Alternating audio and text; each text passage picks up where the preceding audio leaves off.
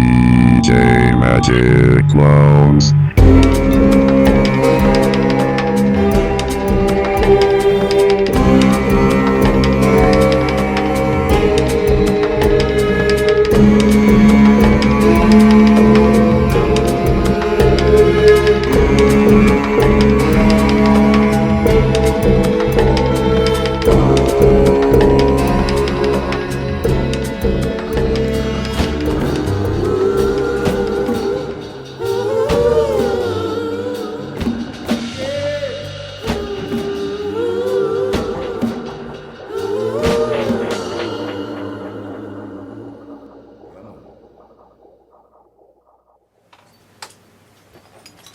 Greetings and blessings to one and all. Welcome. Though I have gone by many names and I wear many hats, I am DJMAGICCLOWNS, aka Seltzers, and welcome to the show. In this show, we're going to be exploring the world of sound, vibration, and music, and how these different instruments work. As you can see, I'm surrounded by many of my dear friends that make music in various ways. And so each episode will explore maybe different flutes, saxophones, basses, guitars, and other weird stringed instruments and weird instruments from all over the globe. To show how, it doesn't even matter where the instrument comes from. The principles of sound don't change. Physics doesn't change. Not to my knowledge anyway. Maybe talk to Neil deGrasse Tyson about that. But from my understanding, the physics of sound doesn't change. So, the way we manipulate it is very similar from instrument to instrument, and that's one thing that we're going to explore. So, let's start with a simple instrument, but honestly, kind of one of my favorites, mostly because it's really small and fits in my pocket. So let's talk about the penny whistle. This is an instrument that is called a penny whistle or a tin whistle. Modern name is usually penny whistle, but you can also refer to it as a tin whistle. Tin, obviously, because that's what they're made out of. Although this is, I think, brass, but originally tin. And penny whistle because they used to cost a penny. Now they cost anywhere from like 10 to 20 bucks. But the name stuck. So this instrument is usually associated with Celtic or Irish music. So let's see if let's hear some of that.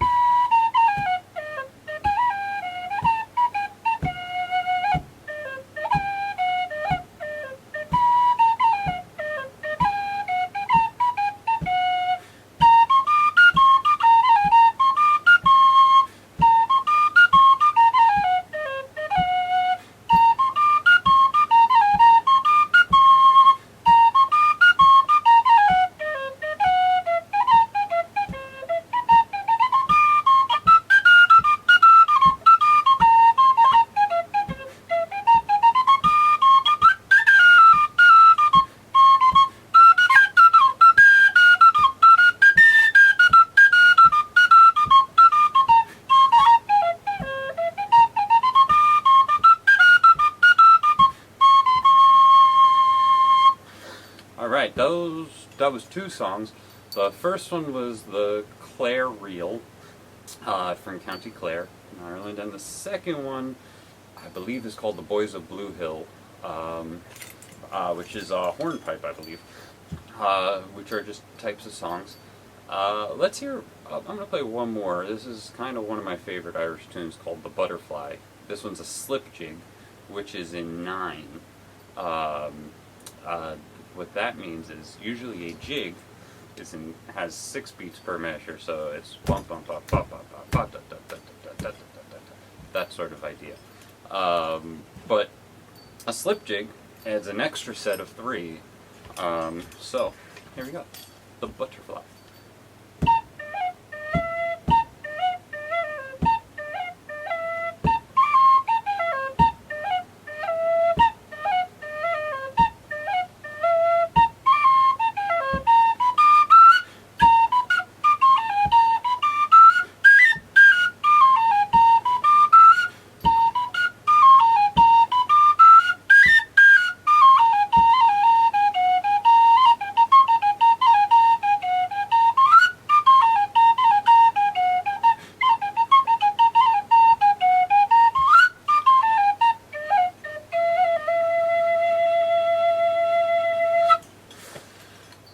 So,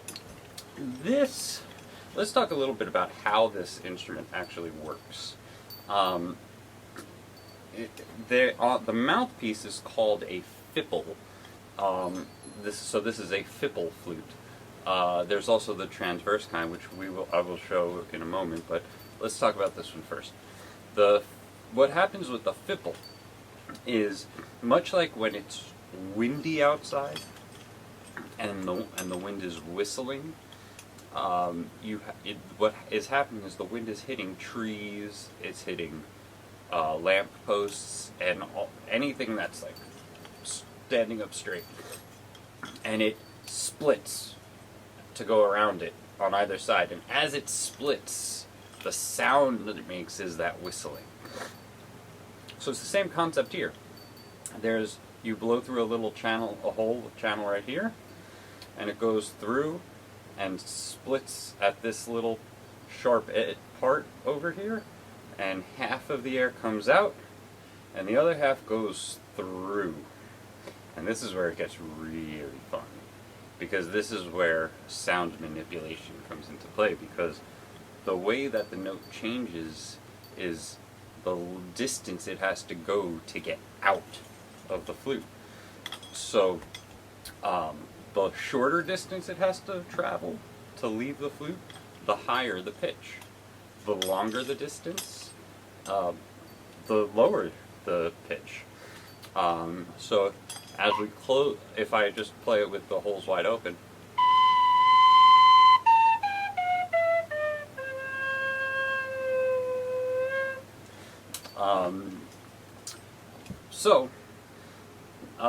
let's talk a little bit. That's how basically the basic physics of how a flute works. Before we move, I'll show you the transverse flute and how it's slightly different, but not really all that much. It's just about a slightly different skill rather than a different way the sound works, because sound and physics doesn't change in terms of how they work. But let's have a little fun. One of my old teachers showed me this, and he said, if you take 2 penny whistles, and I know I have 2 attached here, but we'll talk about this little guy after, and why he's there. But first we'll just pretend like he's not there. And we have this one, and you can see I taped over 3 of the holes. They're identical in pitch, but I taped over 3 of the holes. So if I play them both together without covering holes, and I was told that in Ireland this is called the poor man's bagpipes. So the idea is, if you cover it and then play them both, but as if they're one,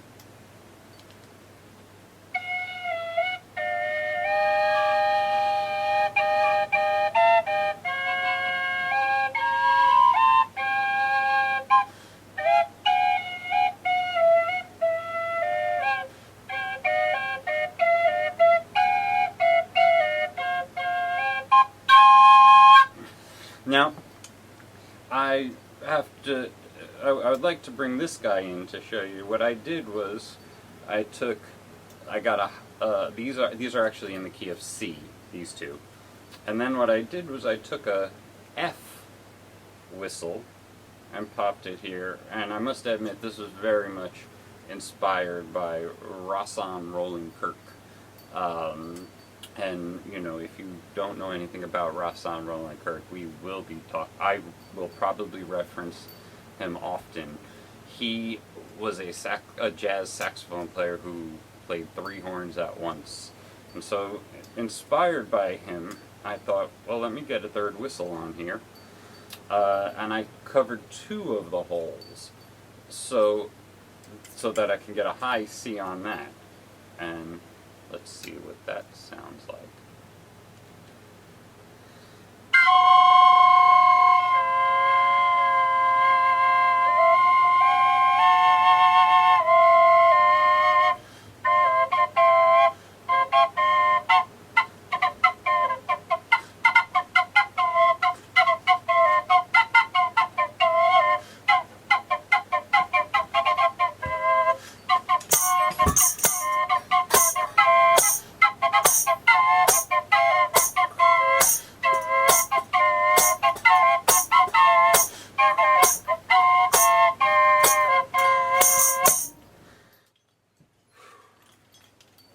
Okay, so this is an Irish flute.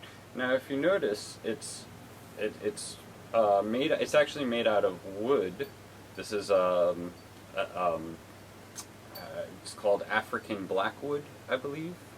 I'm not sure if that's different from ebony, or if it's just another name for ebony. Honestly, I don't know. But I know that on my bass over here, the fingerboard is ebony and referred to as ebony, but whenever I look at Irish flutes, or when I purchased this flute, it was called African blackwood, and I don't know if there's a difference. But it's the same exact fingerings as the penny whistle. The only difference here on my flute, I have a special extra hole here for my thumb to make, so I don't have to do funny cross fingerings to get certain notes. But the big difference is, instead of playing like this, it's like this.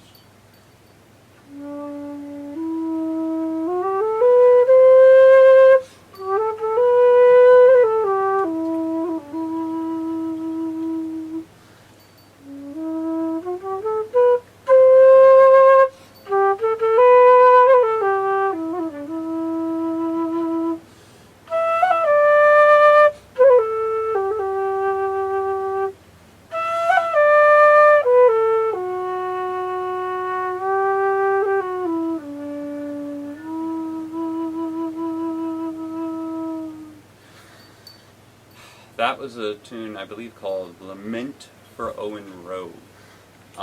So let's talk a little bit, if you recall the fipple, the way the fipple works is you blow in the hole and it splits.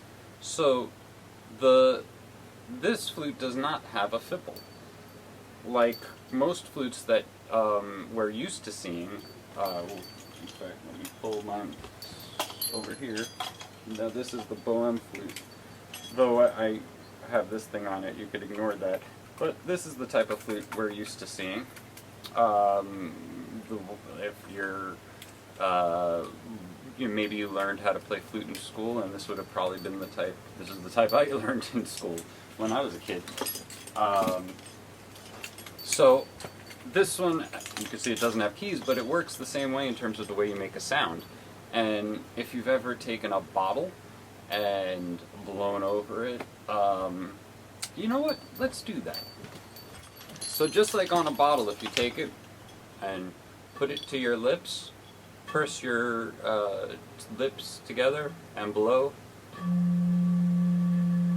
how you get a sound, that's the same exact idea to get a sound with a transverse flute. There's the hole over here. You put your lips right over it, purse them, and the idea is instead of blowing through a channel that brings it to where it splits, you are pushing it to the edge of the hole so it splits. So half of your air comes out and the other half goes into the flute, and then depending on how long it takes to come out, changes the note. Let's one more tune on this. How about the Swallowtail Jig?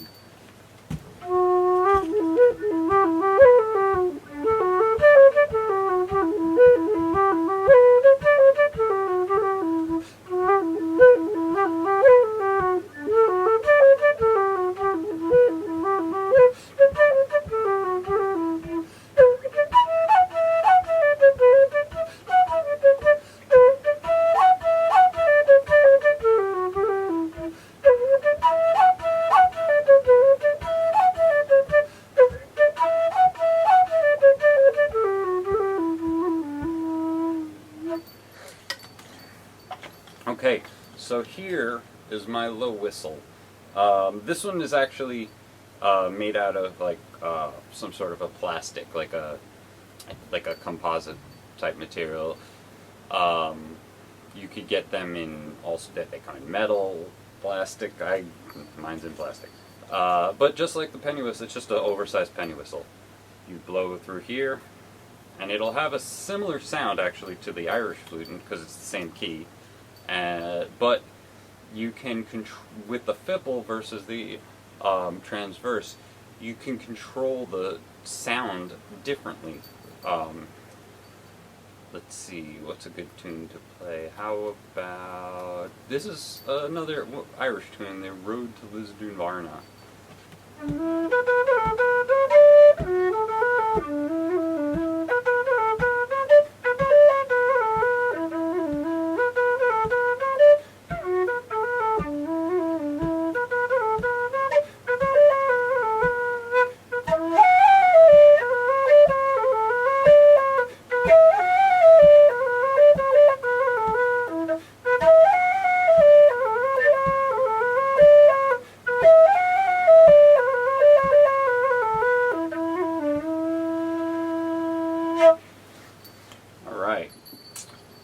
That kind of lays down how flutes can manipulate sound, especially like what are considered simple system flutes.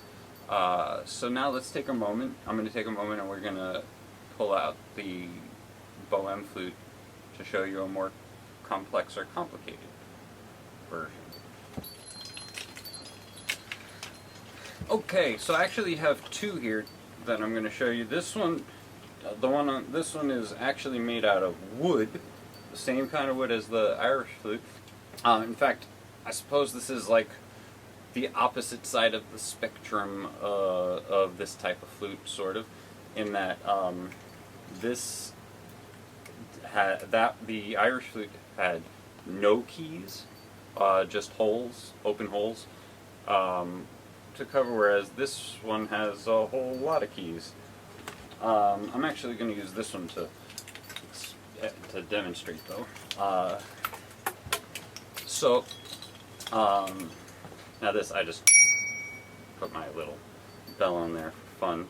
That's obviously not standard on a flute. But we have all the different keys. Now, so what happens with this instrument is, in Europe, this prior to this kind of flute, if flute players who would be in orchestras would have to bring a collection of flutes so that they could play in all the different keys, because the simple system flutes can really only comfortably play in like two keys. Like this is a D flute, so it can comfortably play in like D and G. Obviously the modes, and in relative minor and all that, you can play in of those keys, but in terms of like your major home bass keys, 2 per flute. And so every flute player would have to bring with them kind of a minimum of 6 flutes to be able to play in all different keys. And that's cumbersome, so this system was developed so that with one flute you can play any key you want.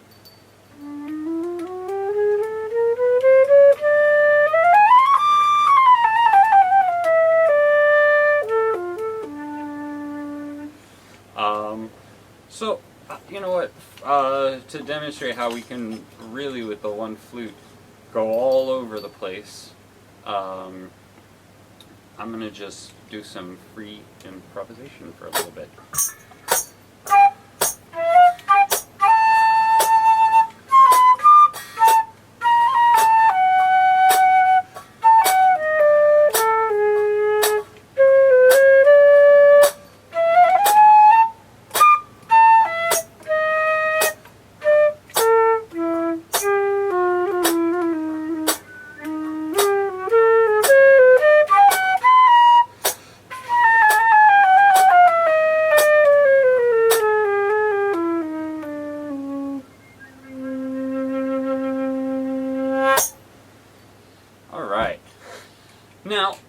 would be remiss if I didn't pull out my dear friend the piccolo, which is behind me. Now, the piccolo, as you can see, is just a small flute. And similar to how with a flute, how we said before, the length that it takes for the air to leave the instrument determines the pitch. The shorter the distance, the higher the pitch, the longer the distance, the lower. The smaller the instrument, the higher the pitch that it's going to sound, and the bigger the instrument, the lower. So here's the piccolo, which same fingerings, same keys as the Boehm system, same thing, just much tinier.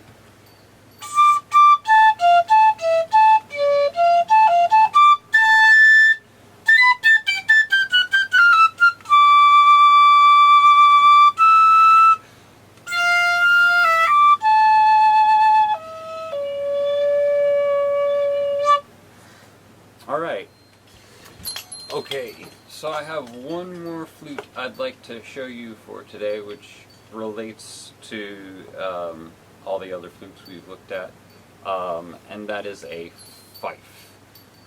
So this is my fife, one of my fifes, and it's made out of plastic. These guys are fairly, you can get them pretty cheap.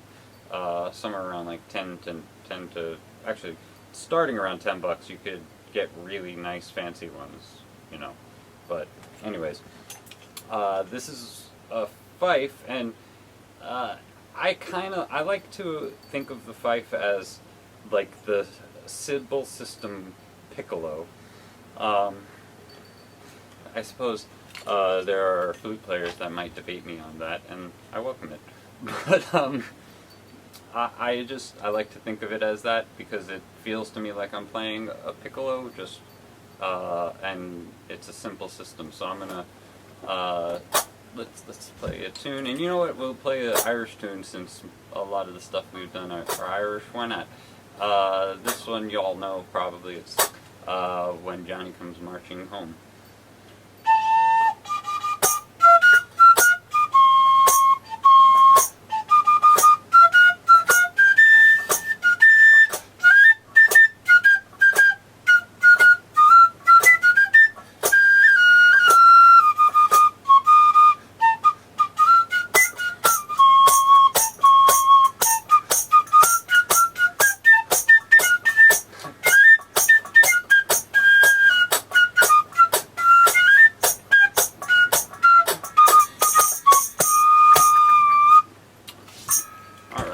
You know what, let's do one more. How about, this is one of my favorite tunes.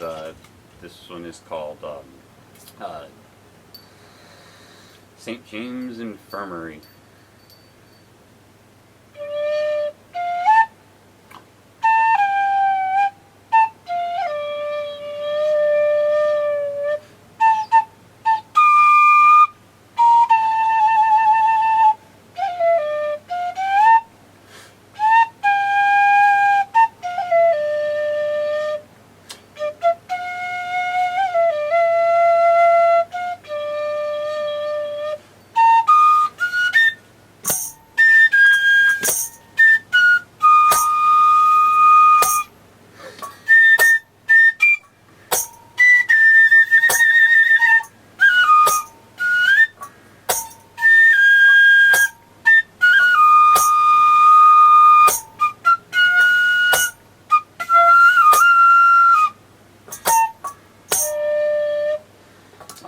One thing I'm going to add about the fife that I guess I forgot to mention is often when we think of the fife, images of like the Civil War and Civil War era, and that music comes to mind. And yes, the fife was definitely used for military music in I guess the 1800s and whatnot. But as well as that, in America, there's a very strong tradition of blues on the fife, and like fife and drumming, but heavy blues. So, as I said, we're going to be talking about and exploring the world of sound and vibration and music here, and I welcome anybody, please. Anything I forgot, throw in the comments, because, you know, we're all here to help out and figure this all out together. Okay, well, thank you for spending time with me. Please come check back, subscribe, and like the videos. I'm gonna continue to make these and post them, and I'm hoping to get live soon once I get all the tech on that worked out. And like I said, as you can see, I have tons of instruments all around me, and we are going to explore all of them over time.